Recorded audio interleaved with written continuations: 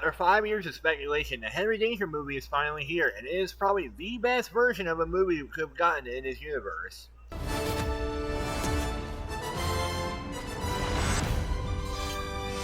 After meeting Kid Danger superfan Missy Martin and being pulled into a portal that opens alternate realities, Henry Hart and his inexperienced new sidekick must find their way back to dystopia or be trapped forever. Before I get any further with the review, I will be spoiling the majority of the movie, so if you care and haven't seen the film, first of all, what have you been doing here? And second of all, you may want to skip this video. As a kid, I was a huge fan of Henry Danger. I watched almost every season as they were airing, and I still look back fondly on the series, which I can't really say the same for Danger Force. When I saw the trailer for this movie last month, I was hyped, mostly because of Jason Norman's return as Henry Hart. And now that I've seen the movie, when I think of it, well, I think it really delivered on being a great Henry Danger movie. Looks good. Feels good.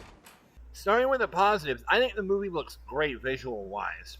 When it was first announced, I was worried that it was going to look similar to the show, but also curious to see if they pour more money into the visual effects.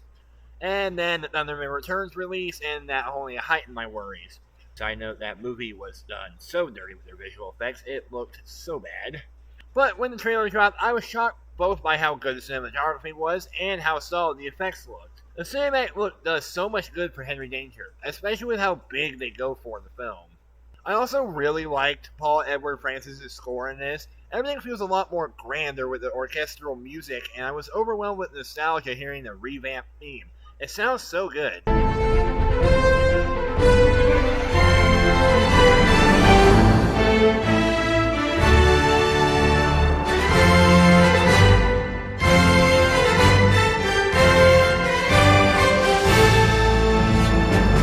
The costume design is honestly top-notch. I love Henry's Kid Danger redesign. They finally made the vest darker and not a goofy light gray. The eye mask finally has black eye makeup around the eye holes instead of silver. And the shorter hair really works for the costume. I also like the looks of the nightclub setting, the cartoon world, and the apocalyptic setting. They all stand out greatly from each other with their differing color palettes and have a lot of personality in the set designs. Going into the acting side of things, I really loved Jason Norman's performance as Henry. This is the first time where Henry really feels more mature than he was in the main series. It always felt like Norman was held back by the sitcom rules, where he had to tell a joke every 10 seconds, and we saw very short glimpses of a mature Henry in Danger Force. I guess it's business time. ¿Cómo? Part of our deal with BizWatch is I gotta say business every 45 seconds while fighting crime. I think they're listening to everything I say. But here, he's mostly serious, but the charm and wittiness is still there. The quirks that make Henry likable as a protagonist are still there, just with a little coolness added to the mix. It may not be Christmas, but I'm about to deck your face with boughs of lolly. And I like how he starts out as an asshole similar to Captain Man. In the movie, he's partners with Jasper, who knows how to fight and speak Spanish, because, of course, and he knows how to do this all while sleeping, and together they're supposed to protect dystopia, but as we see in the opening, Henry swoops in to take the credit and completely blows up Jasper after the battle with Blackout. And so, Henry must learn a lesson throughout the movie, and he has to appreciate Jasper more, and honestly, it's a really great dynamic to watch. Sean Ryan Fox gives his most nuanced performance as Jasper.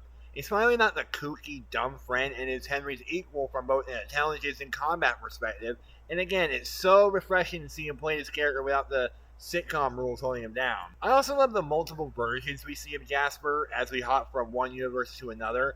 It's a cool way of showing the audience and Henry how it must feel for Jasper to be upstage, because Henry's whole thing in the universes is that he has no powers, because Missy, the girl who writes the fan fictions, had no idea he had powers, which is very funny. I also really enjoyed Glee Dango's performance as Missy. She's the closest this franchise has had to having a sidekick that feels the most like Season 1 Henry, and her dynamic with him is a lot of fun to watch throughout. My favorite scene between them is when they're in Frankini's nightclub and Henry transforms into that universe's persona. It's not only a hilarious gag, but the line delivery between them is perfect. This is how rich people used to dress their kids.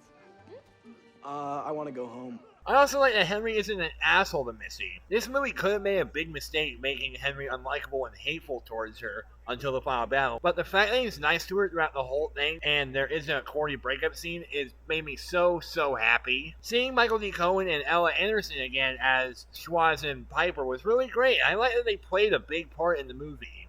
Well, their alternate personas did, not Piper and Schwartz together, but you get what I mean. The fact that it doesn't just focus on Henry and there's just as much focus on them is really cool, and I like the design for Vampire Piper.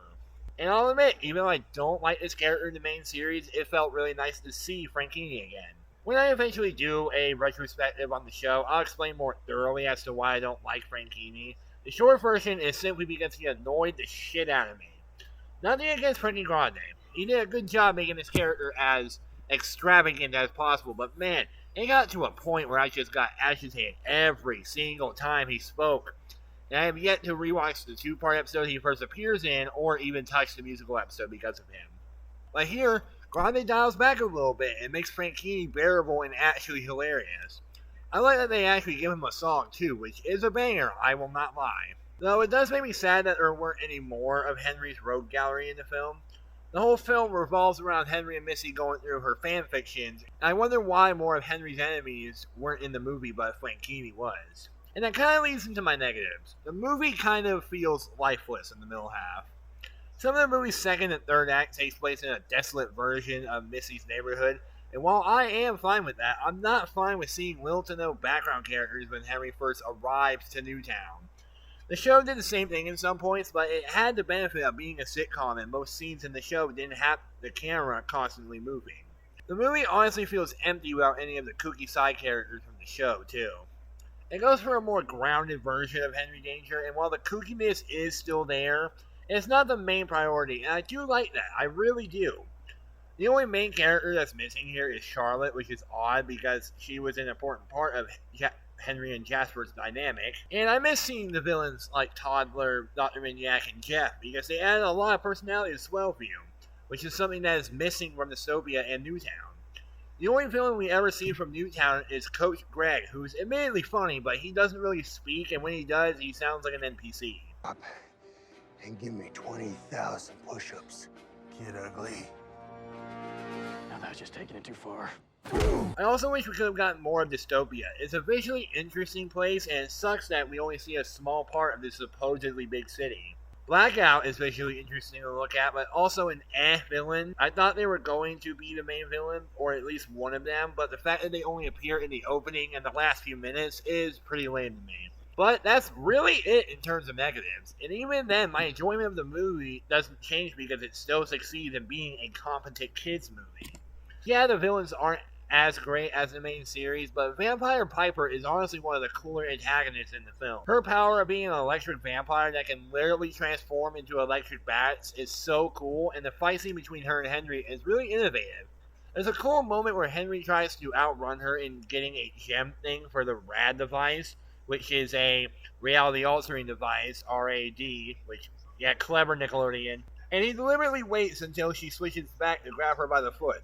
It's such a badass moment, and a great way of showing Henry's combat intelligence while also showing that he's still very much capable of fighting without relying on his powers. The writing is on par, if not sharper, than the original series, and it doesn't treat the audience like babies when it comes to exposition and the overall themes of the film. It feels like these characters actually matured and aren't stuck making dumbass mistakes for the sake of plot, and it feels like a fresh start for the franchise, especially with the Captain Man cameo at the end. Captain Man. Hey, kid. We only see him for 30 seconds, but I absolutely enjoyed seeing Cooper Barnes return as Captain Man after only being away for the character for 2 years.